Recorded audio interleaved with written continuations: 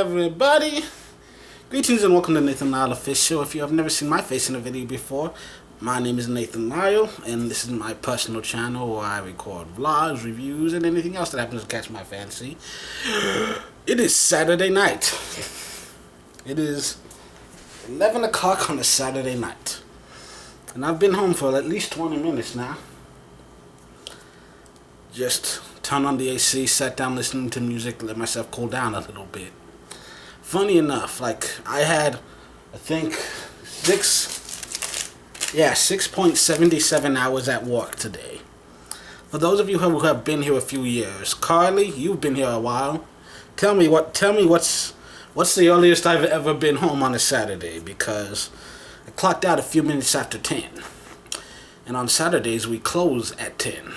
So I'm pretty sure this is a new record. 6 hours on a Saturday. I've had 12 hours on Saturdays before. So to leave 6.5, 7 if we round up. But still, on the one hand, I like that we're slow because, more free time to just, live my life. But at the same time, my bank account's been shrinking. I'm still paying my artist. We're almost done with book 2 of Toxic. It's just being colored right now, and then we'll move on to book 3, which might take longer than book 2 did. Right now, it's taking us a few months per thing. But yeah, did I tell you things didn't work out with my other artist? We were having issues, and I was thinking about firing her anyways. But before I could actually fire her, she ghosted me. Again. People keep doing that shit. Pisses me off, man. I need my fucking closure. But whatever. I'll get to save money. Because I was going to give her one last paycheck to thank her for all her hard work. Because I know I'm not the easiest person to work with. I have high standards. But whatever. She's missing out more than I am. But we got a lot done, so next person I bring in is gonna be, we're gonna have a lot. It's gonna be a lot easier to get them on the page just because of the work she put in. Now we got a lot done, and there was some good progress. It was just, and I can I know I was being a little too nitpicky in some ways, but it's my story and it's my money. I have a right to demand that it be exactly the way I want it to be. Isn't that the whole point of being a boss? But yeah, this week has been slow, and I know my next paycheck is not going to be huge, which is kind of a problem because I just spent $750 on a retainer. And I don't mean for my mouth. I mean for my book. That's right. It looks like my book might actually be coming out. I hired someone. I don't know how much I'm allowed to talk about. I'm not going to say his name specifically, how much I'm allowed to talk about, but basically, I reached out to a publishing company. They said, oh yeah, we provide assistance with all this stuff. And I think I did talk about this last time. I kind of felt like I was getting the runaround.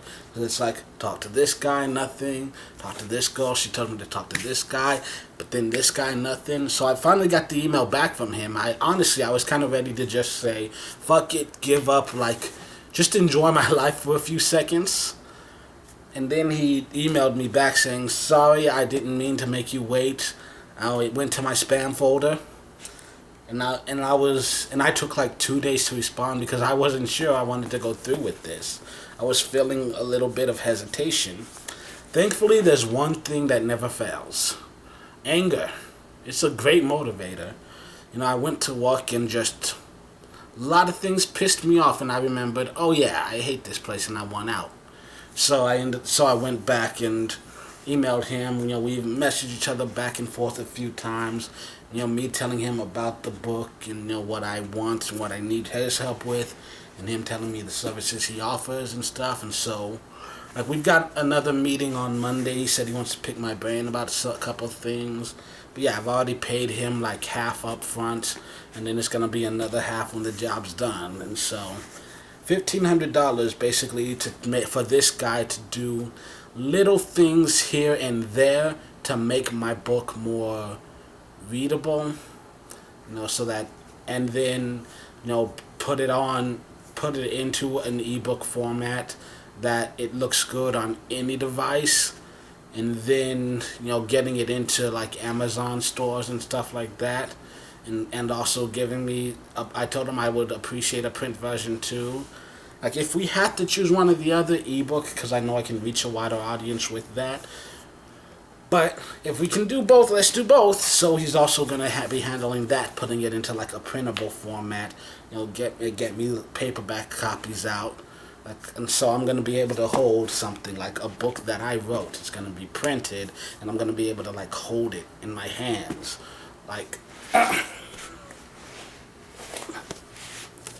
Wrinkle in Time.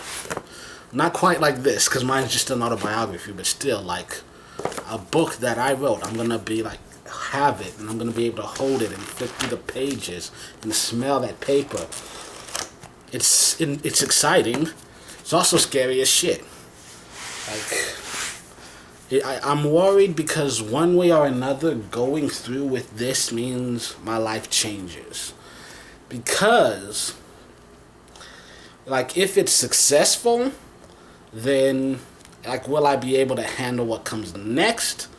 There's a lot of pressure to like live up to myself, I guess. You know what I'm saying? Like, will I be able to keep the momentum going and turn this into an actual career, or will I fail and end up right back where I am, or even lower?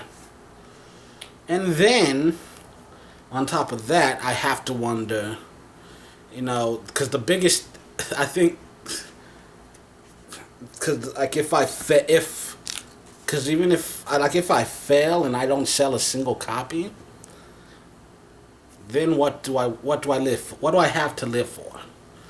Because for the past 2 years, this has been my reason to wake up in the morning, and before that, I was kind of on autopilot for a while, dealing with a lot of depression and suicidal thoughts, and I only turned that AC off like 10 minutes ago. I'm already sweating again. Like, funny enough, work was easy. I barely broke a sweat at work, but the walk to work's drenched in sweat, the walk home drenched in sweat, sitting on my floor with no AC on drenched in sweat. But yeah, anyways, that's the thing that concerns me most about the book. That, if for any reason at all it falls through and like things don't work out, and then what's next? I'm running out of hope. It's just life keeps trying to pound me into submission, and it gets harder and harder to fight sometimes. So, I don't expect this book to hit shelves and instantly be the top seller, and like, Oprah's Book Club, New York Times #1, anything like that. I don't even know if I can make a profit off of this whole venture, but it's a good foot in the door, if nothing else. Put my name out there, get a few people to know me, and who knows, maybe like a possibility that someone will believe in me enough to be like, hey, here's $6,000, go write me something,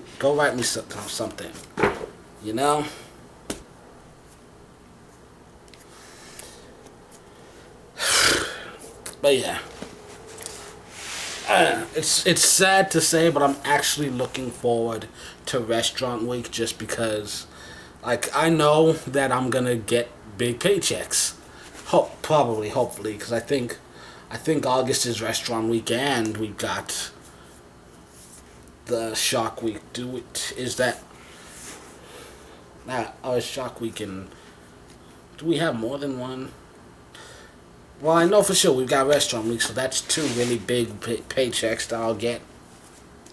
And I'm going to need them because I've been spending money. I've been spending more and more money on music lately. I don't know if I told y'all this, but I've been on a kick just going through buying old shit that I loved growing up that I haven't listened to in a while. and old soundtracks from some of my favorite movies, and just artists that I just haven't heard in years and whatnot. And but on top of that, like I just had a random idea yesterday, and I don't know if I'll be able to stop myself from buying a bunch of T-shirts, because a lot of mine in my closet are getting too small for me. And I'd like to believe that some of them have shrunk over time after multiple years of washing. But I also know I'm kind of fat, and it's not good to ignore that. I mean, I'm not. I don't expect I'm gonna die anytime soon, but yeah, I have to admit my weight has been an issue. So, but still, like, I kind of decide I was normally I try to do thrift whenever possible, but for some reason yesterday I was at work and I had the idea. I was started thinking of some of the old things that I grew up with. I think it was because, oh yeah, it was the new, no, it was your show, The Valley Folk, because I had watched that and Joe did this, and they were doing the movie thing, and it was like, one of them was Double Dragons. What was that movie? Double Drag Gone something. Oh, Double Dragon in 60 Seconds, which was. So, first of all, they're getting worse. Is it just me? It feels like every time they do that, it gets dumber and dumber. Every time. It's gotten so stupid. But, like, the point is, like, it made me think, Double Dragon, man, I remember those days, the game, the TV show, I had some action figures. At one point in time, I was like, oh yeah, when I grow up, I'm definitely tattooing a dragon on my chest or something. And then, like, I was at work thinking, I wonder if they have, like, Double Dragon t-shirts. And then, I was thinking, I don't know, I was thinking I need new shirts, and I was thinking of all the things I grew up with, things that nobody talks about anymore, because they got, like, the DuckTales reboot, and they did that Darkwing Duck episode that I was so happy about. But I just no one talks about Street Sharks anymore. And I understand it wasn't a good show, but it was fun. Yeah, there was Street Sharks, Biker Mice from Mars, Captain Planet, Gargoyles, and I'm like, I'm just gonna go online, look to see if they have any shirts with some cool designs and shit on them, and I'm gonna start buying them. I didn't buy any yet, but like I spent all last night and all this morning just looking at different shirts and different designs, and I'm like, hell yeah! If they got 2X, I'm gonna buy all of these. Couldn't find any Mighty Ducks. Do you guys remember the animated Mighty Ducks, where they were actual ducks from outer space who ended up landing on Earth? I used to love that one.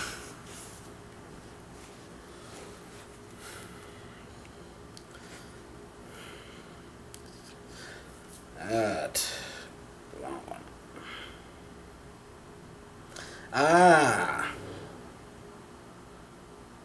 There's one other thing I wanted to talk about. Because last week I reviewed Dino King, and I kind of remember I miss being able to just talk shit about movies that I don't like. And there is something that's been bothering me for those who watch FBE, and especially like FBE2, the community channel. I don't know. I think his name is Jack, the bald guy. Yeah, he said that Pokemon 2000 was his favorite Pokemon movie. And I no longer trust that guy to do anything right ever again. Because, like, Pokemon 2000 was easily the worst of all the Pokemon movies. I mean, first of all, how can you say Pokemon the movie 2000 was your favorite? Have you never seen Pokemon the first movie? I think everyone on this planet should agree Pokemon the first movie, clearly the best of all of them. Okay, it had, not only was it fun for kids, but there's a lot of stuff in there for adults as well. Like, there were actual stakes. Like I really, I could see Mewtwo destroying the planet. I still don't get how three birds trying to kill each other just fucks up the entire planet's like weather. I'm still having trouble grasping that. And then there's also like and when I watched the Pokemon the first movie, I legitimately believed for a second that Ash was gonna die. Like I was in that movie crying like a baby. I mean, I was 9. I wasn't that far off of a baby, but still, man. Man, Pikachu starts tearing up, and I just fucking lost it. I was done. Not to mention the soundtrack. No, I mean first of all, before we finish the movie itself, it's got some great moral lessons that you can really take through with life. Like Meowth, when he was facing his clone, they were about to fight. They decided not to, and they said, "You're right. We do have a lot in common. The same Earth, the same moon, the same sky. Maybe if we think about what we've got in common instead of always focusing on what's different, well, who knows?" Which I think we should take that to heart. And then, like at the end of the movie, Mewtwo saying, "I realize now that the circumstances of one's birth are irrelevant. It is what you do with the gift of life that determines who you are." And I'm like, yes! It matters not be you Prince or Papa. It only matters that you live proper. Manners make the man.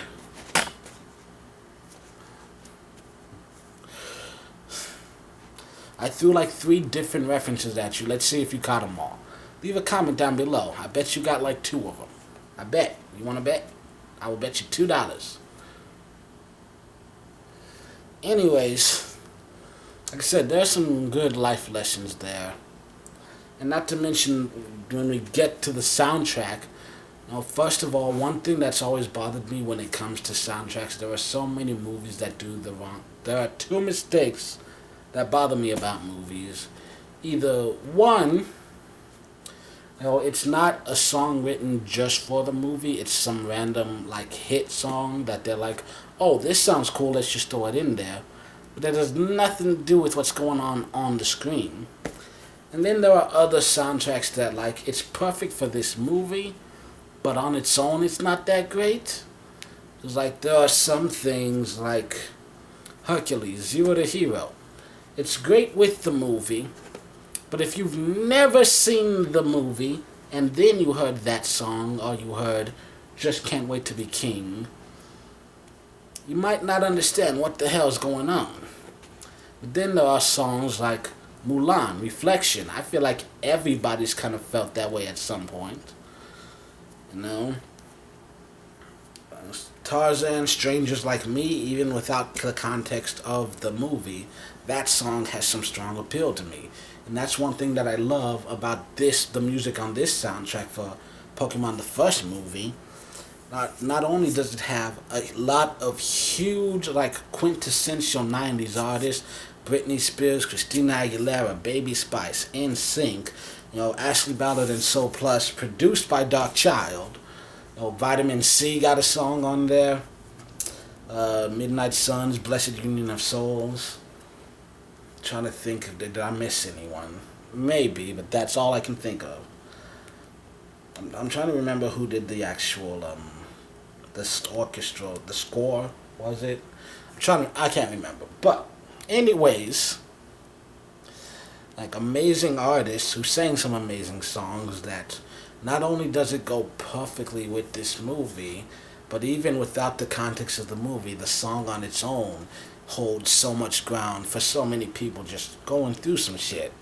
Like if Only Tears Could Bring You Back, like every time I hear it, I think about that scene from Pokemon where Pikachu starts crying and the Pokemon start crying and their tears bring Ash back to life. And I think everyone kind of wishes that was true, don't they? Like, especially if you've just lost someone. Like, go listen to If Only Tears Could Bring You Back by the Midnight Suns. It's a great song. Don't and We're a Miracle, Christina Aguilera. It's it's just It Was You, Ashley Ballard. Every song on there is bumping to begin with, and like I said, even without the context of the movie, it still just stands on its own as a good song. And like the movie enforces the song, and the songs enforce the movie. Like even like Vitamin C, she did a song Vacation, which vacation I need. Well, it's just like, hey, I need a vacation. We all feel like that. Every now and then we just need a break. Miss Vitamin C. I'm wondering when I need to look her up, see like when's the last time she put out an album, because it's actually possible that she's still doing shit, and we all just stopped paying attention. Probably not. I don't know. I'm.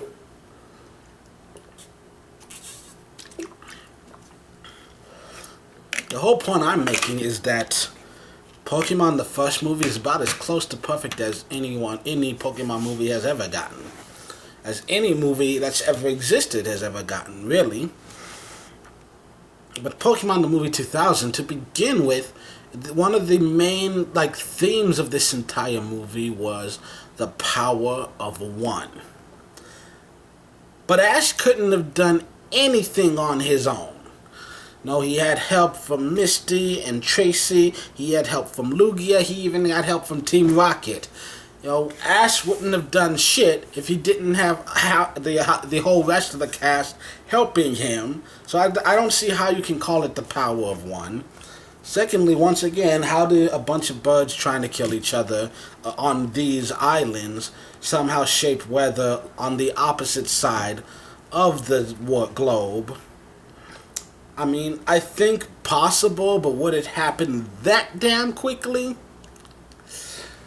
Thirdly, I don't know. But thirdly, why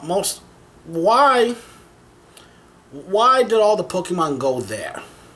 That's the part I don't understand. Animals tend to have this innate instinct to run away from danger. And yet, for some reason, literally every single Pokemon on the planet ran to where they were fighting. And I'm like, even though it's like, is there any real point to that happening? Or is it just that it looks good visually and that it's supposed to show you, oh, they know the world's gonna end and they want a front seat to it, and it's supposed to magnify the drama or whatever? I feel like I don't know. It always bothered me because I feel like it really made no sense for the movie. And once again, I never really felt like there were that many stakes. It's like, oh, the world's gonna end, blah, but I'm like, is it really? I mean, it's Pokemon. We've been here a couple seasons by now. We all know somehow Ash is gonna win in the end. What I said, with the first movie, they really managed to fill me with the sense of dread. 2000 did not do that.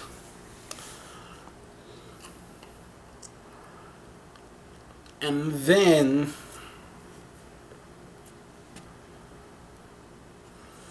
the soundtrack is okay.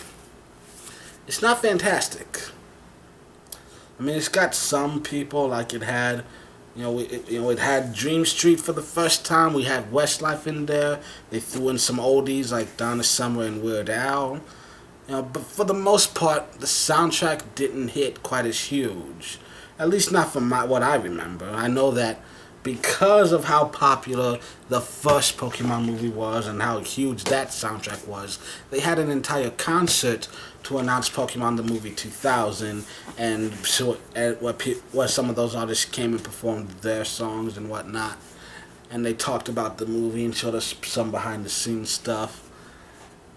I remember being excited and sitting there to watch that. It was hosted by Kel Mitchell. It's the first time I ever learned who Jesse McCartney was. A little 10-year-old boy, guy spelting out on stage, But I'm just saying, Pokemon 1 was so good that they decided to hold a concert when Pokemon 2 came out. They didn't hold a concert for Pokemon 3. Just saying. I mean, Pokemon 2 has always kind of personally been my least favorite of all the Pokemon movies. I mean, if I had to choose favorites, it's from top to bottom 1, 3, 7, 5. But that's me personally. And I'm not saying that that Jack's an idiot or anything and that he has no idea what he's talking about. I'm just saying I know for a fact that I can't be friends with anyone who thinks Pokemon the movie 2000, easily the worst of all the Pokemon movies, is their favorite. Can't do it. Can't. Sorry, Jack. You and me were through. I'm done with you. You have lost all my respect. I mean, keep living your life, bro. You do you. But, you do you over there, where I can't see you.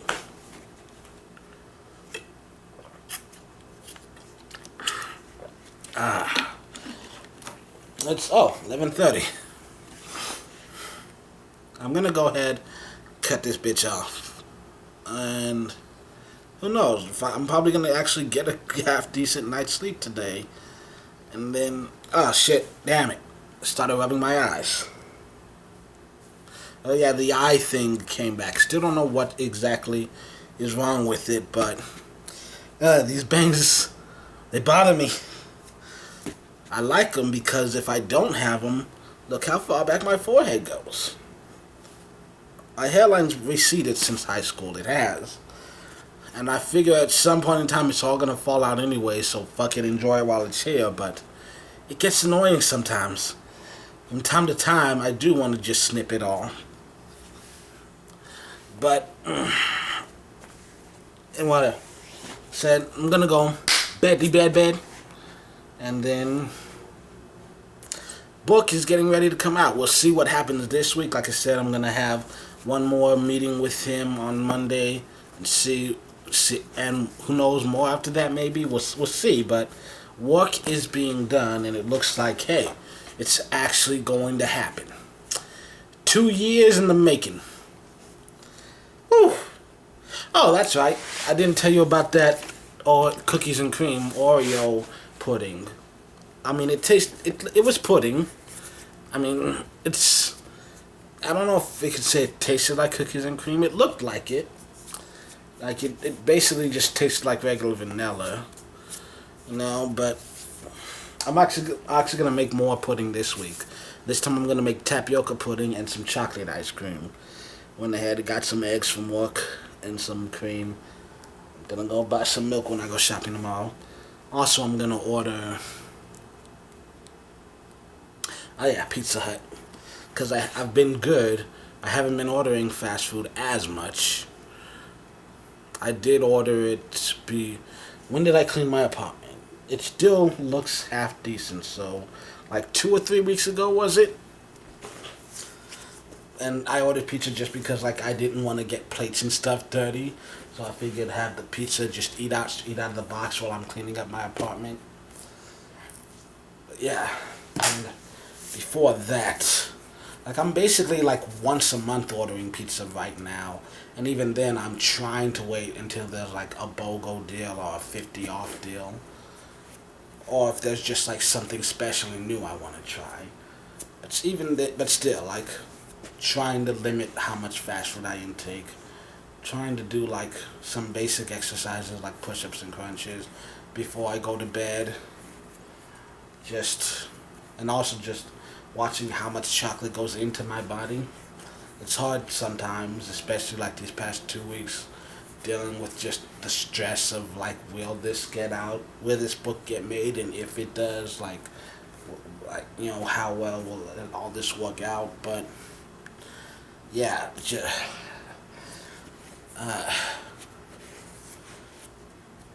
life's a party, and you're a boy.